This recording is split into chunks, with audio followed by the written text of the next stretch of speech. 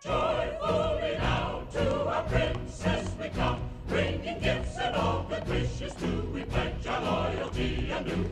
Hail to the Princess Aurora. All of her subjects adore her. Hail to the king, hail to the queen, hail to the Princess Aurora. Health to the princess, wealth to the princess, long live the Princess Aurora. Hail Aurora, hail Aurora. Health to the princess, wealth to the princess, long live the Princess Aurora. Hail to the king, hail to the queen, hail to the Princess Aurora.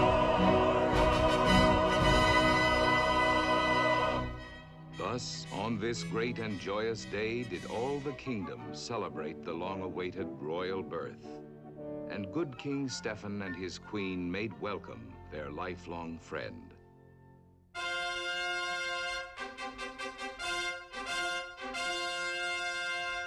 Their Royal Highnesses, King Hubert and Prince Philip.